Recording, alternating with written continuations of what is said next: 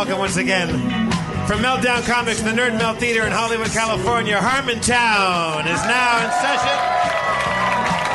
Please welcome to the stage the mayor of Harmontown, Mr. Dan Harmon. Thank you. Thank you very much.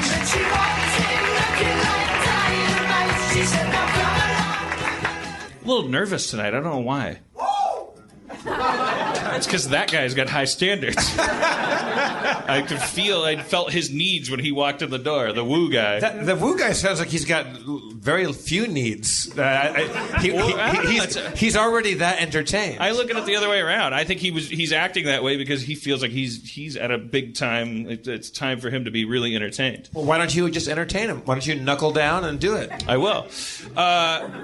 Speaking of our lovable fans, I stopped for a drink at the Pikey, and as Erin and I were walking back, we saw this dark, foreboding gang of street thugs. These kids, toughs, you know.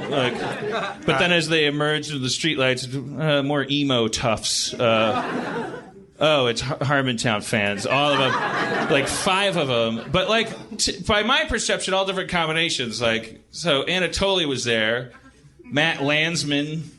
Those are the 2 faces I saw, but for my social disorder caused me to just look at the sidewalk. Anatoly's wearing an Argyle sweater vest. You thought he was an emo tough? I don't know. Well, what's an emo tough? I don't even know what that is. You just invented it. It doesn't matter. It was a bunch of street toughs, a bunch of kids. I saw youthful posture. I saw a confident gait. Were they silhouetted, or could you see that he was wearing a red Argyle sweater No, vest? I did not see the red Argyle sweater. Okay.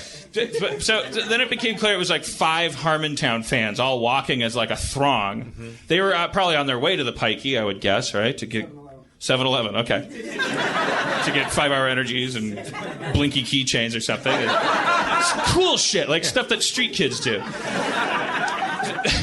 But we walked past them and we was like, oh, Harmontown, Harmenians. That's what they were. We walked past them, and but then something occurred to me. Like it made me really laugh inside.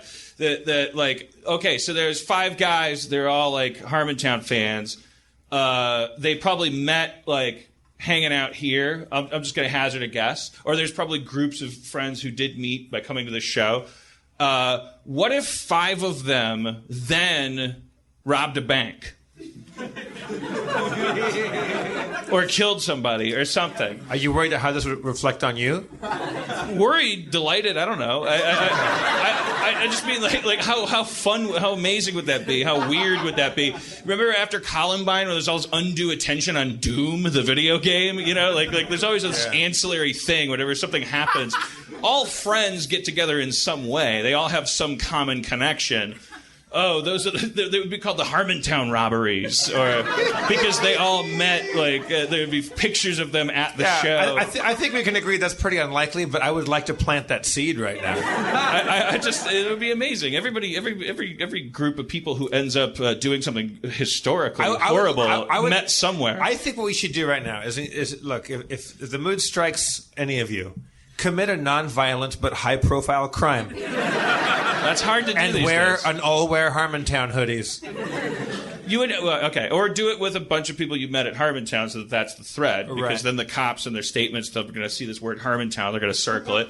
They're going to release a statement, and it's going to be like the Trenchcoat Mafia, but it'll be like the Harmontown Killers. No, not killers. Robbers, burglars. Robbers, burglars, whatever. They're going to be white collar, non-violent. Like they're going to rob from the rich. Are you worried about? You're worried about liability? I'm worried about being blown up by one of them. I worry about my own safety if it becomes violent.